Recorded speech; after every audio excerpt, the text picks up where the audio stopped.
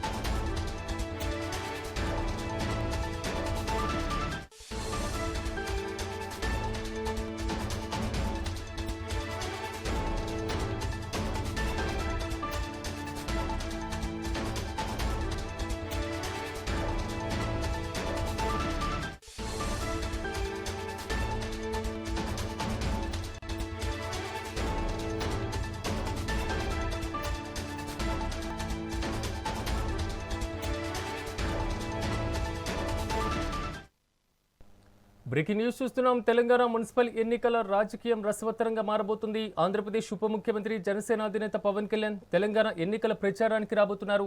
ఈ నెల 11న జరగనున్న మున్సిపల్ ఎన్నికల్లో జనసేన బీజేపీ కూటమి అభ్యర్థుల విజయాన్ని ఆకాంక్షిస్తూ ఆయన ప్రచారం నిర్వహించనున్నారు. ఇక ఫిబ్రవరి 7, 8 తేదీలో 2 రోజుల పాటు తెలంగాణలోని పలు కీలక ప్రాంతాల్లో పవన్ కళ్యాణ్ పర్యటించబోతున్నారు.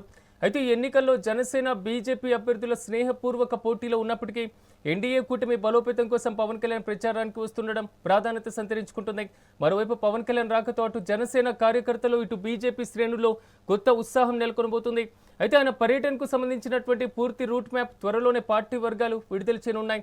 ఇక ఇదే అంశానికి సంబంధించి మరింత సమాచారం మా ప్రతినిధి హారిక అందిస్తారు. హారిక, చెప్పండి. ఆంధ్రప్రదేశ్ డిప్యూటీ సీఎం జనసేన అధినేత పవన్ కళ్యాణ్ తెలంగాణలో జరగబోతున్నటువంటి మున్సిపల్ ఎన్నికల ప్రచారానికి రాబోతున్నట్లుగా తెలుస్తుంది. దీనికి సంబంధించి అధికారిక ప్రకటన కూడా రావడం జరిగింది. మొత్తం మీద ఎలా చూడాలి? ఎందుకంటే ఒకవైపు బీజేపీ, జనసేన, తెలుగుదేశం పార్టీ ఆంధ్రప్రదేశ్లో కూటమి ఉంటే ఇక్కడ బీజేపీ అదేవిధంగా జనసేన బలోపేతం లక్ష్యంగా పావులు కదుపుతున్న పరిస్థితి కనబడుతుంది.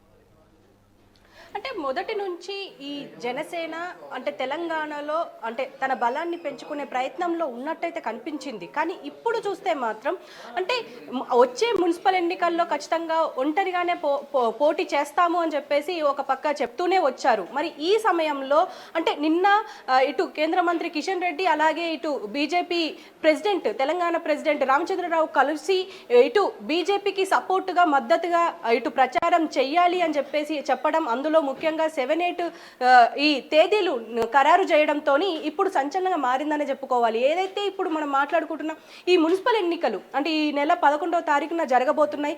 దీనికి సంబంధించి ఇటు ప్రచారాలు కూడా ముమ్మరం చేయబోతున్నారు. అయితే ఇందులో ముఖ్యంగా ఇటు కాంగ్రెస్, బీఆర్ఎస్ ఒక పక్కనైతే ఇప్పుడు బీజేపీ మాత్రం మేము ఖచ్చితంగా ఇటు కాంగ్రెస్ వైఫల్యాలను మేము ముందుకు తీసుకెళ్తాం, అదేవిధంగా ఏ చిన్న ఛాన్సును కూడా వదలము అని చెప్పేసి ఎప్పటికప్పుడు చెప్తూనే ఉన్నారు. అందులో ఇప్పుడు ఇటు పవన్ కళ్యాణ్ పిలవడంతో అంటే డిప్యూటీ సీఎం ఆల్రెడీ మనము ఇటు ఆంధ్రప్రదేశ్లో కూటమిలో ఉన్నారు. అయితే ఇప్పుడు అది ఇక్కడ కంటిన్యూ చేస్తారా లేదా అనేది మనకు ఇన్ని రోజులు క్వశ్చన్ మార్క్ ఉండేది. కానీ రాత్రి అంటే ఎప్పుడైతే కలిసారో ఈ ముగ్గురు కలవడంతో ఖచ్చితంగా బీజేపీకి మద్దతుగా నిలవబోతున్నారు అని అయితే తెలుస్తుంది. అయితే మరి ఇటు జనసేన పరిస్థితి ఏంటి అంటే తెలంగాణలో జనసేన ఇటు మున్సిపల్ ఎన్నికల్లో పాల్గొనబోతుంది, అలాగే పోటీ చేయబోతుంది అని తెలిసినప్పటి నుంచి బీజేపీ ఇటు జనసేన పొత్తు ఉంటుందా లేదా అన్నదానికి ఒక క్వశ్చన్ మార్క్ గానే మిగిలింది కాబట్టి మరి ఈసారి ఎలా ఉండబోతుంది అని అంటే మాత్రం ఖచ్చితంగా జనసేన పరిస్థితి ఎలా అని చెప్పేసి ఒక క్వశ్చన్ మార్క్ కి మళ్ళీ దీనికి కూడా అంటే జనసేన తరపు నుంచి అంటే జనసేనకి కూడా ప్రచారం చేస్తారు డిప్యూటీ సీఎం పవన్ కళ్యాణ్ అని చెప్పేసి అంటున్నారు. అదేవిధంగా ఇటు ఈ 7వ తారీఖు 8వ తారీఖు ఖచ్చితంగా ఇటు బీజేపీ తరపున కూడా ఇటు అంటే ఏదైతే తెలంగాణలో కొన్ని జిల్లాల వారిగా అంటే కొన్ని ఏదైతే మున్సిపల్ కార్పొరేషన్స్ ఉన్నాయో అవన్నింటిలో ఇటు పవన్ కళ్యాణ్ కూడా ప్రచారం చేస్తారు. అయితే దీనికి సంబంధించి ఒక రూట్ మ్యాప్ అయితే రాబోతోంది. మరి వచ్చిన తర్వాత ఎలా ఉండబోతుంది అనేది కూడా చూడాలి. ఎందుకంటే ఇటు బీజేపీ తరపున అంటే మనము ఒక వాళ్ళ స్టేట్మెంట్ చూస్తే మాత్రం ఖచ్చితంగా బీజేపీకి మాత్రమే అన్నట్టుగా కనిపిస్తుంది. ఇటు జనసేన కూడా అంటే ఓన్లీ జనసేనకే అన్నట్టుగా కనిపిస్తుంది. మరి ఈ ఇద్దరి ధోరణి ఎలా ఉండబోతోంది, అందులో ముఖ్యంగా ఇటు జనసేన అధినేత అలాగే ఇటు డిప్యూటీ సీఎం పవన్ కళ్యాణ్ మరి ఎలా దీన్ని ముందుకు తీసుకెళ్తారు, అదేవిధంగా ఆయన ప్రభావం ఎంత ఉండబోతోంది అనేది కూడా చూడాల్సిన పరిస్థితి ఉంది. ఎందుకంటే తెలంగాణలో ఇటు బీజేపీకి ఉన్నంత బలం అలాగే క్యాడర్ ఇటు జనసేనకు లేదు అన్నది మాత్రం వాస్తవం. మరి జనసేనకు సంబంధించి మరి క్యాడర్ బిల్డ్ చేసే విధంగా అదేవిధంగా జిల్లాల వారీగా గ్రామాల వారీగా ఇటు జనసేన బలాన్ని పెంచుకునే ప్రయత్నం ఏమైనా చేస్తుందా లేదా అనేది కూడా చూడాలి. ఎందుకంటే ఏదైతే ఇప్పుడు అంటే అభిమానులకు అంటే యువకులకు మధ్య వయస్కులకు మాత్రమే ఈ అంటే జనసేన పార్టీ గురించి అలాగే జనసేనకు సంబంధించి అన్ని విషయాలు తెలుసు. కానీ గ్రామీణ ప్రాంతాల్లో జనసేన గురించి తెలుసు అనేది మాత్రం చాలా తక్కువ. ఎందుకంటే తెలంగాణలో జనసేన బలం మాత్రం తక్కువ అనేది మాత్రం చాలా అంటే క్లియర్ అయిపోయింది. మరి దీనికి సంబంధించి దాని బలాన్ని పెంచే దిశగా ఇటు పవన్ కళ్యాణ్ వెళ్తారా, అదేవిధంగా ప్రచారం కూడా అంటే ఇటు బీజేపీకి మద్దతు ఇస్తూనే అదేవిధంగా అంటే బీజేపీకి ఉన్న ప్రాంతాలు ఏవైతే ఉన్నాయో బలంగా ఆ ప్రాంతాల్లో ఇటు మద్దతు ఇచ్చి అదేవిధంగా జనసేనకు సంబంధించిన ప్రాంతాల్లో కూడా ఇటు ప్రచారం చేయబోతున్నారు అనేది కూడా తెలుస్తుంది. ఎందుకంటే ఇప్పుడు చాలా ప్రాంతాల్లో ఏదైతే ఇప్పుడు హైదరాబాద్తో సహా కొన్ని ప్రాంతాల్లో ఖచ్చితంగా జనసేనకు సంబంధించిన అభిమానులు అలాగే కార్యకర్తలు ఉన్నారు, కానీ నాయకులు లేరు. సో దీనికి సంబంధించి ఏమైనా పని జరుగుతుందా లేదా అనేది కూడా చూడాల్సిన పరిస్థితి అయితే ఉంది సిరాజ్. మనం చూసిన ఈ రోజు బీజేపీ జాతీయ అధ్యక్షుడు నితిన్ నవీన్ తెలంగాణకు రాబోతున్నారు. మరి ముఖ్యంగా స్థానిక సంస్థల ఎన్నికలకు సంబంధించి ప్రధానంగా ఫోకస్ పెట్టినటువంటి పరిస్థితి. ఇలాంటి సమయంలో జన సైనికుడి రాక కూడా కనబడుతుంటే తెలంగాణలో ఓవరాల్ గా మాత్రం బీజేపీ ఫుల్ స్కెచ్ వేసినట్లు కనిపిస్తుంది. ఎందుకంటే లోకల్ బాడీ ఎలక్షన్ నుంచి మాత్రమే వారి యొక్క సత్తా చాటడం, మరి ముఖ్యంగా అటువైపు జనసేన సపోర్ట్ తీసుకోవడం, పూర్తి స్థాయిలో దూసుకువెళ్లడం. ఎందుకంటే అర్బన్ ఓటు బ్యాంక్ ఎక్కువగా బీఆర్ఎస్ పార్టీ వైపే కనబడుతుంది. కాబట్టి బీజేపీ కూడా సత్తా చాటేటువంటి యోచనలో ఏమైనా కనబడుతుందా ఇక్కడ? డెఫినెట్గా అంటే కొంతలో కొంతైనా ఓటు చీలుతుంది అనేది అయితే క్లియర్గా తెలుస్తుంది. ఎందుకంటే పోటీ మాత్రం ఎప్పటికప్పుడు మనం మాట్లాడుకున్నా కూడా అధికార పక్షం కాంగ్రెస్ అలాగే ప్రధాన ప్రతిపక్షం బీఆర్ఎస్ ఈ వీటి మధ్యలోనే పోటీ అనేది మనకు చాలా క్లియర్గా తెలుసు.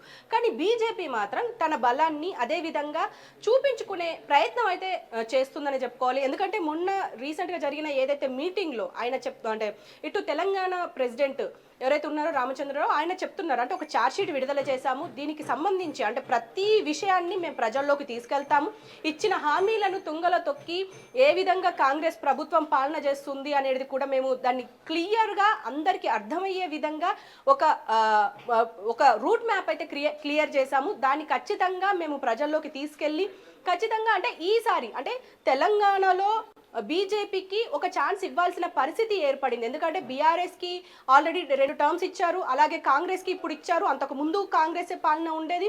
కాబట్టి తెలంగాణలో బీజేపీకి ఒక అవకాశం ఇవ్వాల్సిన పరిస్థితి అయితే ఏర్పడింది. కాబట్టి ఇటు ప్రజలకు ఆ దిశగా మేము ప్రయత్నాలు చేస్తాము అని చెప్పేసి ఇప్పటికే రామచంద్రరావు ప్రకటించారు. సిరాజ్, పవన్ కళ్యాణ్ రాకతో తెలంగాణలో ఈక్వేషన్స్ ఎలా మారబోతున్నాయి అనేటువంటి అంశం కొత్తగా తెర మీదకి వస్తుంది. ఎందుకంటే ఇప్పటికే పూర్తి స్థాయిలో కొండగట్టును పవన్ కళ్యాణ్ ప్రత్యేకంగా నమ్ముతూ ఉంటారు. సో ఎప్పుడు రావడం వెళ్ళడం జరుగుతూ ఉంటుంది. రీసెంట్గా కోనసీమ అనేటువంటి కామెంట్స్ దగ్గర కొంతవరకు ప్రతిష్టంభన ఏర్పడింది తెలంగాణ ఆంధ్ర ప్రాంతానికి సంబంధించినటువంటి అంశాలు. తాజాగా పవన్ కళ్యాణ్ రాజకీయ పరంగా ప్రచారానికి రావడం మాత్రం కొంతవరకు ప్రత్యేకంగా కనిపిస్తుంది. సో దీన్ని ఎలా చూడాలి? అంటే డెఫినెట్గా అంటే ఇప్పటి వరకు జరిగిన గొడవలు ఏవైతే ఉన్నాయో అంటే బనకచర్ల విషయం కావచ్చు, అంటే వాటర్కి సంబంధించిన విషయం కావచ్చు, ఇవన్నింటి విషయాల్లో ఎప్పుడూ పవన్ కళ్యాణ్ తటస్థంగానే ఉన్నారు. మరి ఇప్పటి నుంచి అయినా మరి ఈ విషయాల మీద ప్రస్తావించడం లేదా మాట్లాడడం ఏదైనా చేస్తారా లేదా అనేది కూడా చూడాలి. ఎందుకంటే ఇప్పుడు 2029 ఎన్నికలకు శాసనసభ ఎన్నికల్లో కూడా జనసేన తెలంగాణ నుంచి పోటీ చేస్తుంది అని చెప్పేసి ఒక యోచనలో ఉన్నట్టు తెలుస్తుంది. మరి ఇలాంటి సమయంలో తెలంగాణ వైపు ఒక స్టాండ్ తీసుకున్నట్టు ఎప్పుడు కనిపించలేదు. కాబట్టి ఈసారి అంటే ఈ ఏదైతే మున్సిపల్ ఎన్నికలు ఉన్నాయో ఇప్పటి నుంచి వెళ్ళి తీసుకునే ప్రయత్నం ఏమైనా చేస్తారా లేదా అనేది కూడా చూడాలి. ఎందుకంటే ఇటు ఏదైతే మొన్న జరిగిన మీటింగ్ అంటే కొండగట్టు మీటింగ్ కావచ్చు, ఇక్కడ ఇంటర్నల్ మీటింగ్స్ కావచ్చు, ఇటు ఇన్ఛార్జ్లను అయితే పెట్టారు. మరి ఈ ఇన్ఛార్జీలు మరి ఎంతవరకు ముందుకు తీసుకెళ్తారు అనేది కూడా చూడాలి. అదేవిధంగా ఇప్పుడు సమస్యల మీద అంటే ఇటు బీజేపీ అప్పుడప్పుడు కనిపించిన కాంగ్రెస్ ఇటు బీఆర్ఎస్ మాత్రం ఎప్పటికప్పుడు అంటే నెగిటివ్గాను పాజిటివ్గాను అంటే ప్రజల్లో ఉంది. కానీ ఇటు బీజేపీ చూసుకున్నా అప్పుడప్పుడు కనిపిస్తుంది, కానీ జనసేన మాత్రం ఎక్కడ కనిపించలేదు అన్నది మాత్రం వాస్తవం. మరి అంటే వాళ్ళు చెప్తున్నది ఏంటంటే మేము ప్రయత్నాలు చేస్తున్నాము, అంటే నిరుద్యోగుల తరపున ప్రయత్నాలు చేస్తున్నాము, అదేవిధంగా ఇటు యూరియాకు సంబంధించిన ప్రయత్నాలు చేస్తున్నాము, ఇలా మేము చేస్తున్నాము, కానీ మేము బయటికి రావట్లేదు, మా మీడియా మమ్మల్ని కవర్ చేయట్లేదు అని కూడా కొన్ని సందర్భాల్లో మాట్లాడారు.